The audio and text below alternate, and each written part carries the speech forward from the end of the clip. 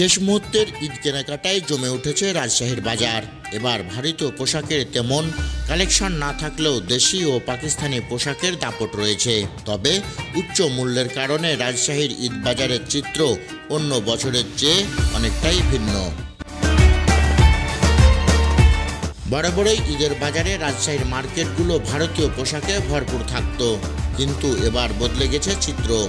সীমান্তে কড়াকড়ি থাকায় ভারতীয় পোশাক আমদানি খুবই কম। এর বদলে এবার রাজশাহীতে দেখা যাচ্ছে পাকিস্তানি পোশাক। আবার বিক্রেতারা বলছেন, ভারতীয় পোশাক আমদানি না থাকলেও অনেকেই দেশীয় পোশাক ভারতীয় ও পাকিস্তানি বলে চালিয়ে দিচ্ছে। ইন্ডিয়ান কালেকশনগুলোর বেশি চাহিদা।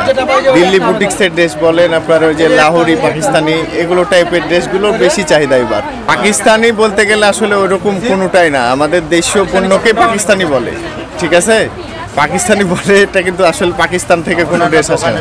তোমার চাহিদা তো পাকিস্তান বলে, কিন্তু আসলে তো পাকিস্তান থ্রিপিসের দাম কেউ দিতে পারবে না। হ্যাঁ, তো বর্তমান যেগুলা দেশি সেগুলাই পাকিস্তানি বলেই বিক্রি হয়। কাস্টমার চাই তো বাইরের দিলে কি হয়? বাইরের কোন দেশ থেকে আসে বলেন? কোনো দেশ থেকে আসে না, ম্যাক্সিমামই বাংলাদেশি হয়, নাম বাইরের হয়। আমার কাছে দেশি কালেকশন আর পাকিস্তানি নামে চলে, যে পাকিস্তানি মডেল, ম্যাক্সিমাম হচ্ছে মডেল দিয়েই কথা বলে, তখন বলে পাকিস্তানি, ইন্ডিয়া, থাইল্যান্ড, এইভাবেই চলে। বাজারে ক্রেতার সংখ্যা কম, অনেকের হাতে টাকা নেই। বিশেষ করে একটা দলের নেতাকর্মীরা পালিয়ে থাকায় বাজারে তার প্রভাব পড়েছে। ফলে গতবারের চেয়ে এবার বেচা বিক্রি অর্ধেকে নেমেছে। গত রমজানে আমরা বেচছিলাম 25-30 হাজার টাকা, এই রমজানে 10-12 হাজার টাকা বেচছি। এই মিডিল পজিশনে 13 রমজান 14 রমজান চলছে। বেচা কিনা খুবই অবস্থা, মানে বেহাল অবস্থা যেটা বলা যায়।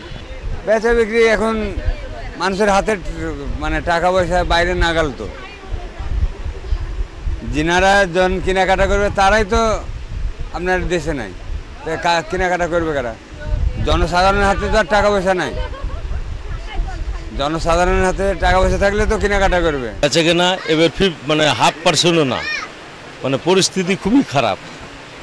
মানে কাস্টমার কম, বেচা কেনাও কম, বর্তমান বাজার খুব খারাপ।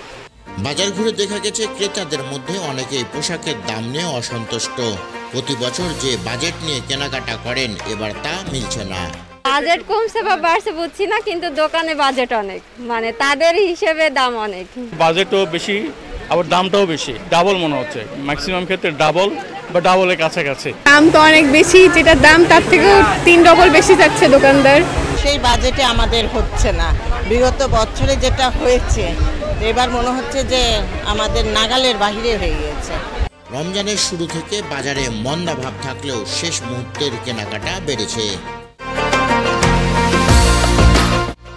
আব্দুল বাতেন, পদ্মা টাইমস।